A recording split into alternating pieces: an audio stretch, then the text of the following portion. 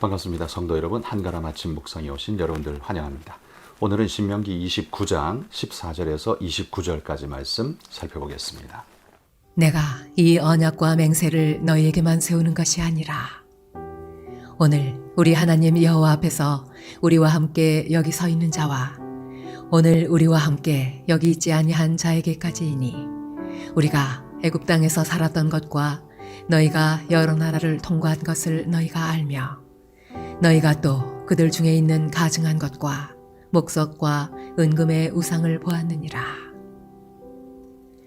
너희 중에 남자나 여자나 가족이나 집하나 오늘 그 마음이 우리 하나님 여호와를 떠나서 그 모든 민족의 신들에게 가서 섬길까 염려하며 독초와 쑥의 뿌리가 너희 중에 생겨서 이 저주의 말을 듣고도 심중에 스스로 복을 빌어 이르기를 내가 내 마음이 완악하여 젖은 것과 마른 것이 멸망할지라도 내게는 평안이 있으리라 할까 함이라. 여호와는 이런 자를 사하지 않으실 뿐 아니라 그 위에 여호와의 분노와 질투의 불을 부으시며 또 이 책에 기록된 모든 저주를 그에게 더하실 것이라. 여호와께서 그의 이름을 천하에서 지워버리시되 여호와께서 곧 이스라엘 모든 지파 중에서 그를 구별하시고 이 율법책에 기록된 모든 언약의 저주대로 그에게 화를 더하시리라.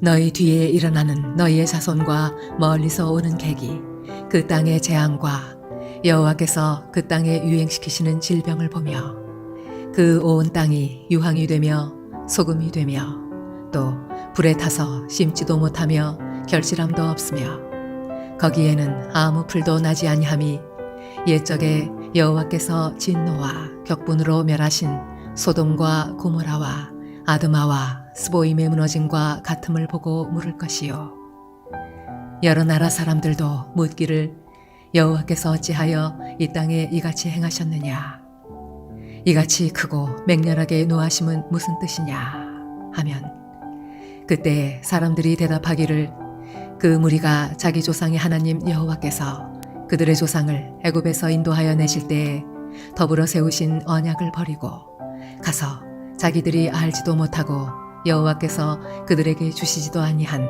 다른 신들을 따라가서 그들을 섬기고 절한 까닭이라. 이러므로 여호와께서 이 땅에 진노하사 이 책에 기록된 모든 저주대로 재앙을 내리시고 여호와께서 또 진노와 격분과 크게 통한하심으로 그들을 이 땅에서 뽑아내사 다른 나라에 내던지심이 오늘과 같다 하리라. 감추어진 일은 우리 하나님 여호와께 속하였거니와 나타난 일은 영원히 우리와 우리 자손에게 속하였나니 이는 우리에게 이 율법의 모든 말씀을 행하게 하심이니라. 어제 우리가 모압 땅에서 하나님께서 그 언약을 다시 한번 갱신하는 이야기를 나눴습니다. 그래서 다음 세대들까지도 개인의 믿음으로 하나님 앞에 언약의 갱신에 동참하기를 촉구했던 이야기였죠. 오늘 말씀은 바로 이것입니다. 만약에 그들이 하나님의 말씀에서 떠나게 될 때, 그래서 우상 숭배에 빠지게 될 때, 그때 그들에게 어떤 대가가 주어지게 될 것인가를 경고의 말씀으로 주고 계시는 겁니다. 이건 한마디로 말해서 뻥이 아니라 실제로 사실입니다. 그렇게 되어져서 멸망을 당해서 바벨론의 포로로 끌려가고 이스라엘 백성의 고토는 황폐하게 되는 그런 경험을 하지 않습니까? 그래서 그들이 바벨론 강가에서 시온을 생각하며 울었도다. 왜요? 자신들의 죄를 뉘우치며 회개하며 하나님 앞에 그럴 수밖에 없었던 것이었던 것이죠. 여러분, 오늘 이 말씀을 한번 주목하며 우리도 하나님 말씀 앞에 어떻게 서야 할 것인가를 돌아보는 이 아침 시간이 되시기를 소망합니다. 자, 오늘 말씀에 보면 18절에 이렇게 말합니다.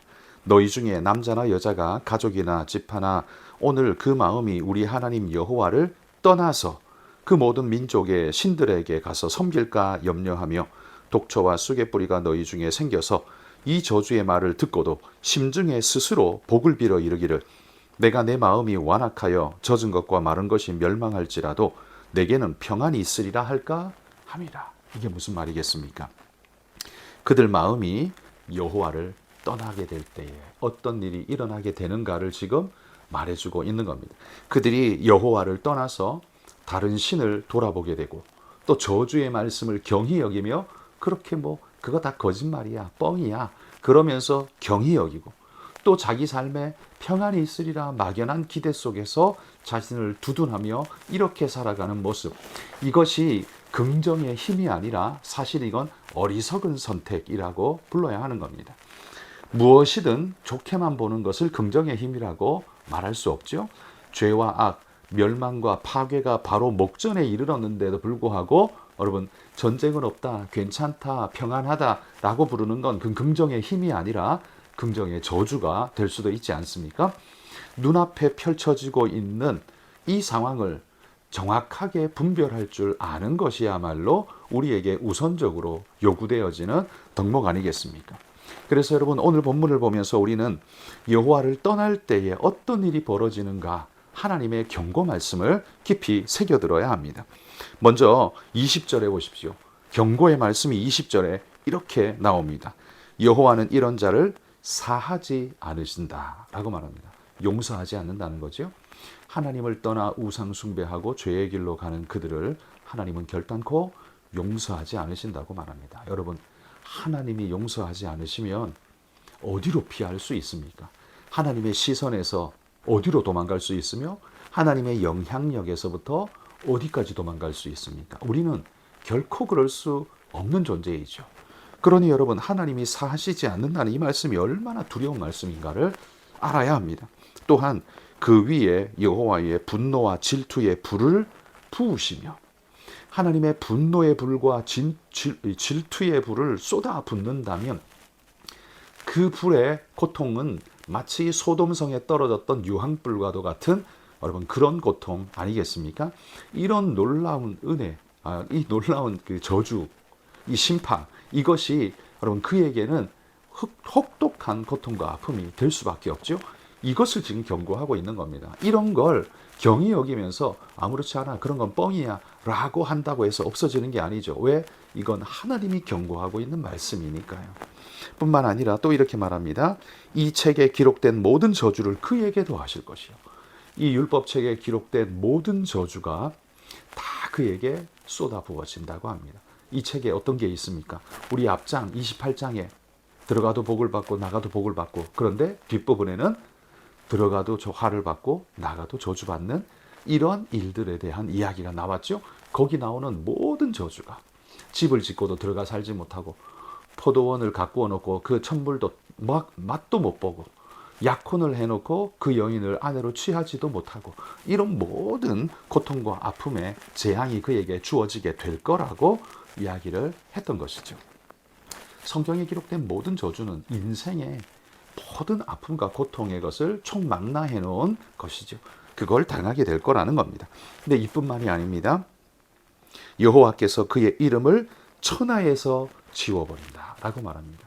천하에서 지워버린다는 것, 그는 죽음으로 멸망되어질 거라는 걸 이야기하는 것이죠.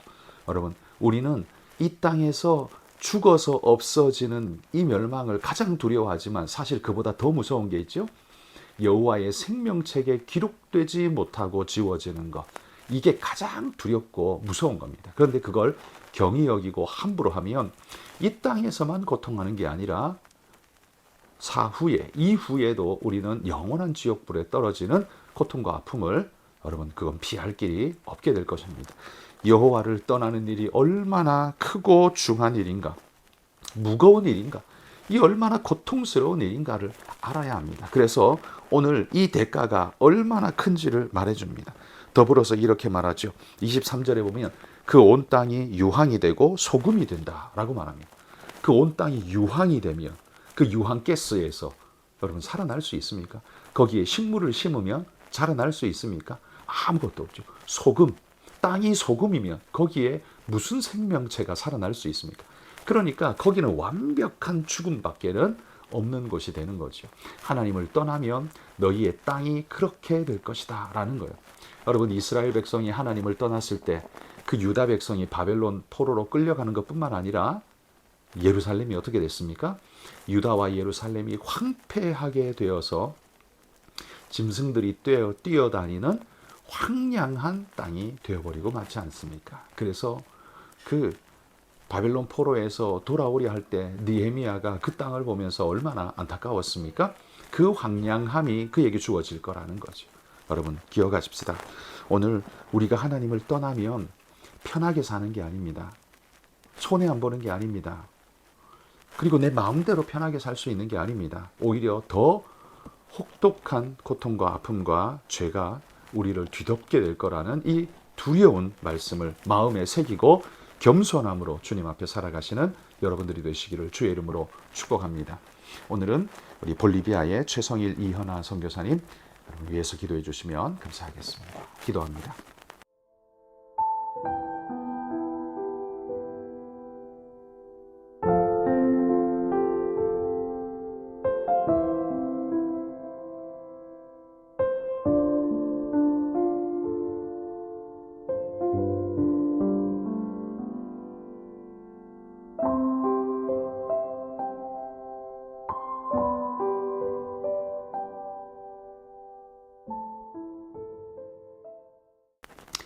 하나님 아버지, 오늘 이 시대를 살며 물질의 부요와 풍부함 속에 살면서 우리는 하나님의 필요성을 점점 더 잃어가고 있습니다.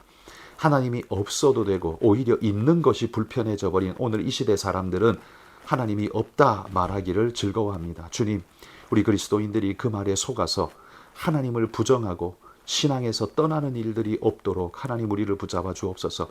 아버지의 귀한 말씀 붙들고 믿음으로 달려가는 하나님의 귀한 일꾼들이 될 수 있도록 하나님이여 도우시고 인도하여 주옵소서. 오늘도 주 말씀 앞에 우리가 온전히 서기를 소원합니다. 믿음을 더해 주시고 성령의 은혜와 긍휼로 하나님 우리 성도들을 믿음으로 붙잡아 주옵소서. 예수님 이름으로 기도합니다. 아멘.